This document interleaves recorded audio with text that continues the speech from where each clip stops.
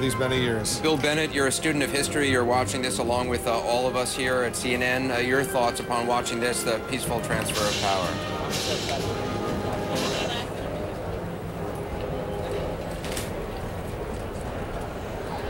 Yes? Bill Bennett, I don't know if you can hear me, but you're watching this. You're a student of history. What are your thoughts upon watching this, the peaceful transfer of power? Well, this is history for sure, and we will have come a long way from the Emancipation Proclamation, 146 years. Extraordinary day, extraordinary country. No place else does this. Paul Begala, you're watching along with us.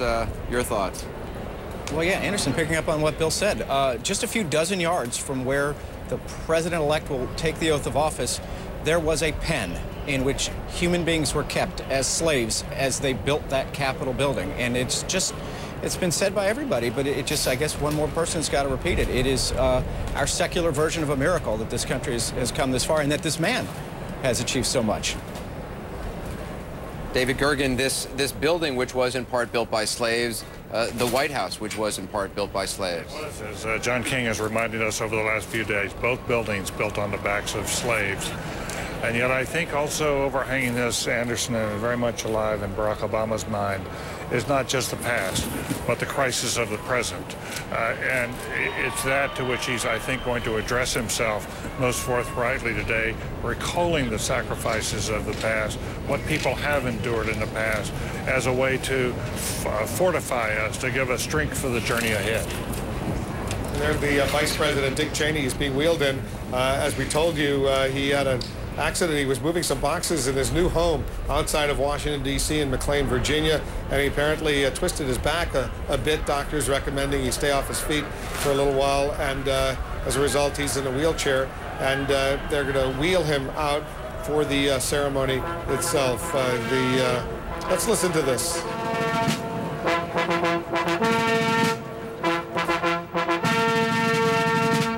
Ladies and gentlemen, the President of the United States, the Honorable George Walker Bush, and the Vice President of the United States, Dick Cheney, accompanied by Senate Republican leader Senator Mitch McConnell, Senator Robert Bennett, House Republican leader Representative John Boehner, and Secretary for the Minority, David Chiappa. I saw you up there.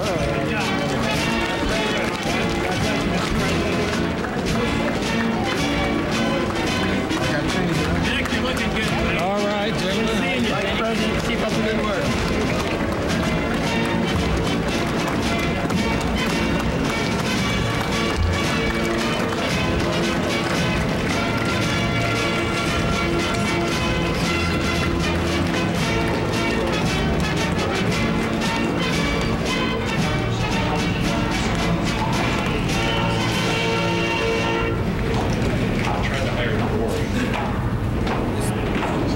Last time Hail to the Chief.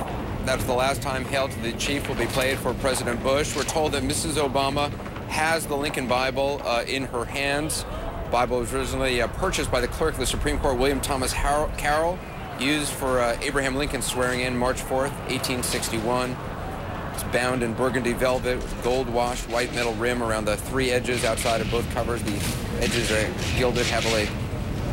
There's Joe Biden. He's getting ready to be introduced as well. The incoming Vice President of the United States, Steny Hoyer, and Harry Reid will be escorting him into the chamber. He's going to be introduced, and of course he will be followed by the next President of the United States, Barack Obama. And then the formal inauguration ceremony will begin, as I said, with Senator Dianne Feinstein welcoming everyone and calling this event to order. This Lincoln Bible has not been used in a presidential inaugural ceremony since Abraham Lincoln himself used it. It's normally housed in the Library of Congress. I also want to point out, we saw the first President Bush, George Herbert Walker Bush, walking out earlier with a cane. I'm now told by Gene Becker in the former president's office that he has actually used a cane since his back surgery in December of 2007, and she wants to reassure all of us that former President Bush is in no pain. That's the way he's been since his back surgery back in 2007. Inaugural coordinator for the Joint Congressional Committee on Inaugural Ceremonies, Jennifer Griffith. Senate Deputy Sergeant-at-Arms, Drew Willison. House Deputy Sergeant-at-Arms, Kerry Hanley. Senate Majority Leader, Senator Harry Reid. House Majority Leader, Representative Steny Hoyer.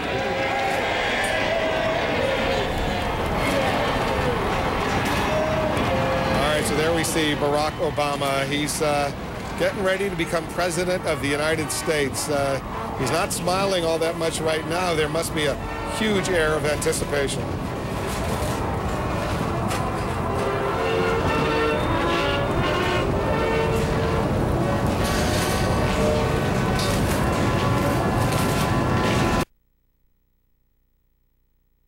Invested so much hope and so many expectations in this man.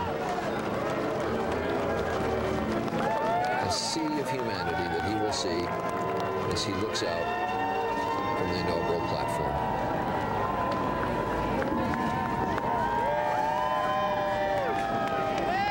That is a sight never seen before in Washington.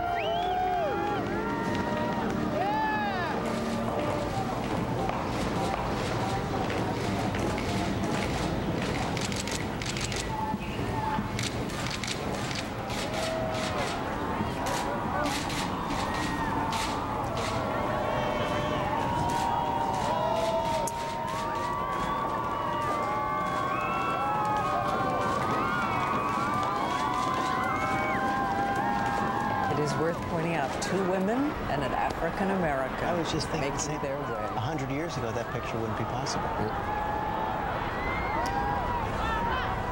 I went back and read William Howard Taft's inaugural address given 100 years ago, 100 years ago exactly, and in that speech is the line, "Negroes are Americans." It required stating in that speech. And 100 years later.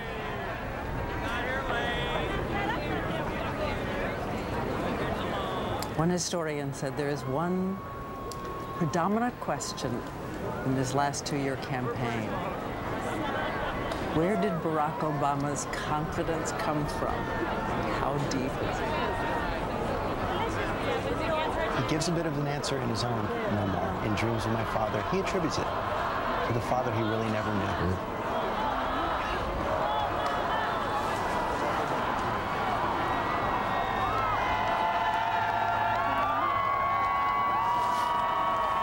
In this speech that he gave in Philadelphia on the subject of race, an eloquent speech on the subject of race. And after it was a couple of weeks later, I remember saying to him, as I listened to that speech, I kept thinking that there's one thing you're saying, America, are you ready? And he said, of course, that's what this campaign is all about.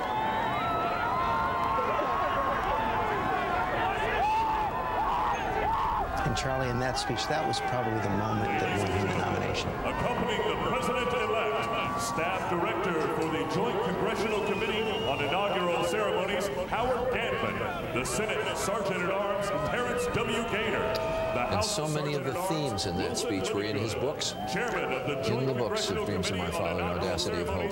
Senator Dianne Feinstein, so many of the thoughts in that speech directly from the books. Nancy Pelosi, Senate Majority Leader, Senator Harry Reid, House Majority Leader, Representative Steny Hoyer, House Republican Leader, Representative John Boehner.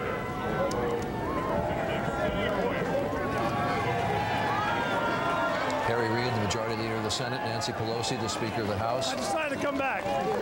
Groundhog Day.